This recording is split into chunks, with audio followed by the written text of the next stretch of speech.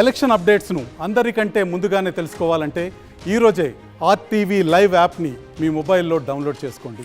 YCP నాయకులు గూండాలని, రౌడీలని, rowdy షీటర్లని, పక్క తాలూకాలో ఉన్న వాళ్ళని ఓటు అక్కడ ఉన్న వాళ్ళని తీసుకొచ్చి ఇక్కడ ఏజెంట్ కూర్చోబెట్టడానికి ఎందుకు ప్రయత్నం చేసినారు? కొత్తపల్లెలో ఆ వ్యక్తులు తిరగడం అనేది కూడా పోలీసులు గమనించినారు. ఆ సీసీ ఫుటేజ్ కూడా బయటికి వచ్చినాయి. ఆ వ్యక్తిని మీరు కవ్వా బ్యాచ్, ఈ బ్యాచ్ అంతా కూడా కానిస్టేబుల్ మర్డర్ కేసులో ఉన్న వాళ్ళందరూ కూడా దాంట్లో ఒకడు ఆ మర్డర్ కేసులో ఉన్నాడో లేదో తెలియదు వాడు, కానీ వాడైతే ఆలగడ్డలో వాడికి ఓటు లేకపోయినా కొత్తపల్లికి తీసుకుపోయి వాళ్ళని ఏజెంట్ కూర్చోబెట్టడానికి ఎందుకు ప్రయత్నం చేసినారు?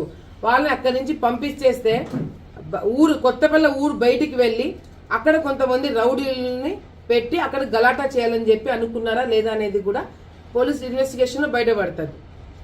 ఇప్పుడు కూడా మేము చాలా ప్రశాంతంగా ఉన్నాము. పోలీసులు ఏదో చేస్తాం మేడం, మేము కంపల్సరీగా న్యాయం చేస్తాము, ఇన్వెస్టిగేషన్ చేస్తున్నామని చెప్పి అంటున్నారు. కాబట్టి కూడా నేను వెయిట్ చేస్తా. చట్టం తన పని తను చేసుకొని పోతుంది.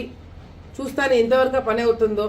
ఎందుకంటే వాళ్ళు చేయకపోతే మాత్రము తప్పకుండా ఆ వ్యక్తికి కావచ్చు, మాకు కావచ్చు, న్యాయం జరిగేలాగా మేమే చేసుకోవడం జరుగుతుంది. ఎందుకంటే ఈ విధంగా నంద్యాల్లో రౌడీలుగా, గూండాలుగా తిరిగే చిల్లర బ్యాచ్ అంతా ఆలగడ్డకు వచ్చి రౌడీజం చేస్తామంటే ఇక్కడ చూస్తూ కూర్చున్న వాళ్ళు ఎవడూ లేడు.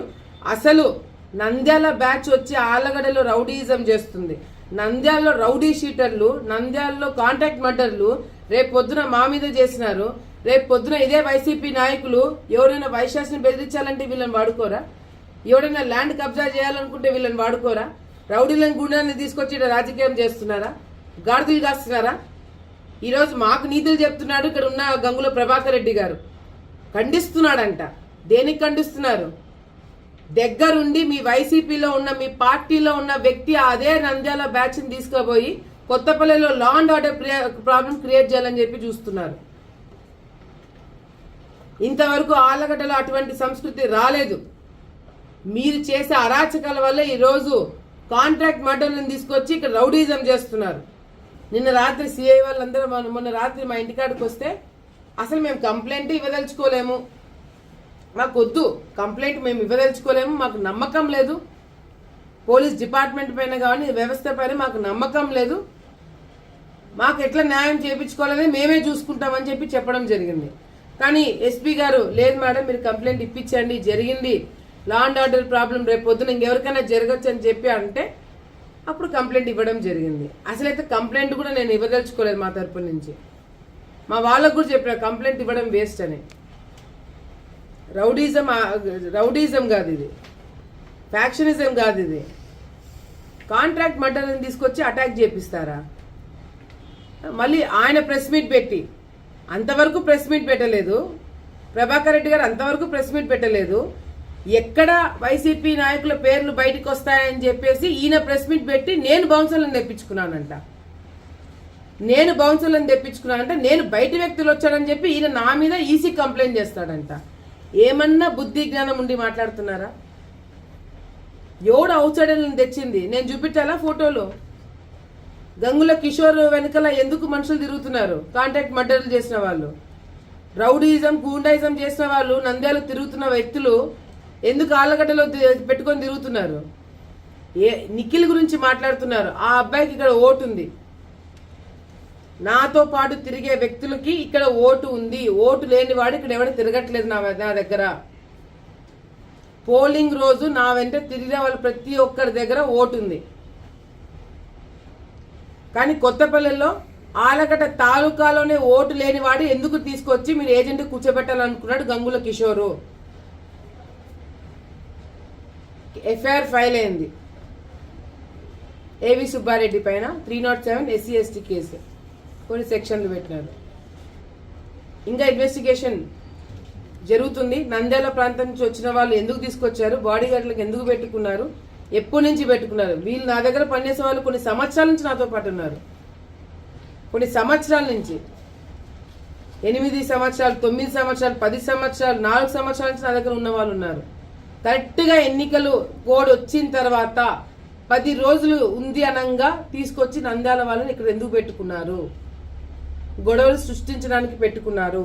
హైపర్ సెన్సిటివ్ ఏరియా కాబట్టి ఆ రోజు బయట నుంచి వచ్చిన ఫోర్స్ అంతా చాలా స్ట్రిక్ట్ గా చేసింది కాబట్టి గొడవలు జరగలేదు.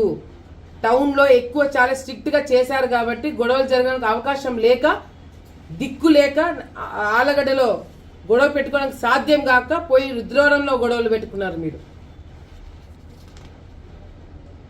సిగ్గుచేటు. డెఫినెట్ గా ఇన్వెస్టిగేషన్ లో అసలు కిషోర్ వాళ్ళని తీసుకుపోయి ఎందుకు కొత్తపల్లిలో పెట్టారనేది కూడా ఈ కేసులో బయటపడతాది. ఫోన్లు స్విచ్ ఆఫ్ చేసుకొని ఒక్కొక్కరు పారిపోయినారు. పోలింగ్ అయిపోయిన వెంటనే పారిపోవాల్సిన అవసరం ఏర్పడింది. డెఫినెట్ గా ఎన్నికల కమిషన్ కి నేను దీని అన్ని ఏం జరుగుతుందో నేను అన్ని కూడా ప్రూఫ్లతో సహా, ఫోటోలతో సహా అన్నీ కూడా నా దగ్గర పెట్టుకున్నాను. ఇప్పుడు ఏమి నేను చెప్పను, మాట్లాడను. రేపు పొద్దున డెఫినెట్గా మాకంటూ టైం వచ్చినప్పుడు అన్నిటికీ సమాధానం చెప్పడం జరుగుతుంది. ఎందుకంటే పోలీస్ డిపార్ట్మెంట్ ఏ విధంగా వాళ్ళ మీద ప్రెషర్ ఉందో లేదో, చేస్తారో చేయరో నాకైతే తెలియదు. ఎక్కువ హోప్స్ కూడా నేను పెట్టుకోవట్లేదు, వాళ్ళ మీద నేను ప్రెషర్ పెట్టట్లేదు, పెట్టను కూడా. డెఫినెట్గా మాకంటూ ఒక టైం వస్తున్నప్పుడు అందరికి కూడా సమాధానం చెప్పడానికే వేచి చూస్తున్నాము ప్రశాంతంగా అని చెప్పి సందర్భంగా తెలియజేసుకుంటూ, మరొకసారి ఆలగడ్డ ప్రజలు మీరు ఎటువంటి ఇబ్బందులు పడకండి, ఎటువంటి భయభ్రాంతులకు గురి కాకండి. ఆలగడ్డలో మళ్ళీ ప్రశాంతంగా వాతావరణం ఉండేటట్టుగా మేము చూసుకుంటాము. ఎవరైనా పిచ్చి పిచ్చి పనులు చేస్తే వాళ్ళని ఏ విధంగా వాళ్ళని కంట్రోల్ చేయాలనేది కూడా మాకు తెలుసు. ఎటువంటి పరిస్థితుల్లో ఆలగడ్డలో రౌడీజం, గూండాయిజం లేకుండా చూసుకునే బాధ్యత నాదని చెప్పి ప్రజలకందరూ కూడా తెలియజేసుకుంటూ, మరి పెద్ద స్థాయిలో అందరూ కూడా బయటకు వచ్చి, ఆ రోజు నేను పోలింగ్ రోజు చూశాను, చాలా మంది మహిళలు, చిన్న పిల్లలు ఎత్తుకొని, ఎంత ఎండగా ఉన్నా కూడా పగలపూట చాలా మంది నీళ్లు లేకపోయినా ఎండలో నిల్చొని మరి ఓటు వేసడానికి బయటకు వచ్చినారు. చాలా మంది ముసలోళ్ళు వచ్చినారు. యువత, చాలా మంది యువత, ఫస్ట్ టైం ఓటర్స్ కూడా కంపల్సరీ ఈసారి మనం ఓటు వేయాలా, మన బాధ్యత మనం నెరవేర్చాలా అని చెప్పి ఒక ఉద్దేశంతో ఆలగడ్డ ప్రజలు, ఆంధ్రప్రదేశ్ ప్రజలందరూ కూడా బయటకు వచ్చి వాళ్ళ ఓటుని ఉపయోగించుకున్నందుకు ప్రతి ఒక్కరికి కూడా పేరు పేరున నేను ధన్యవాదాలు తెలియజేసుకుంటూ, వాళ్ళు ఎటువంటి నిర్ణయం ఇచ్చినా కూడా మేము స్వాగతం పలుకుతాము. మరిన్ని వీడియోస్ కోసం ఛానల్ ని సబ్స్క్రైబ్ చేయండి, లేటెస్ట్ అప్డేట్స్ కోసం వాట్సాప్ ఛానల్ ని ఫాలో చేయండి, అండ్ లింక్ డిస్క్రిప్షన్ లో ఉంది.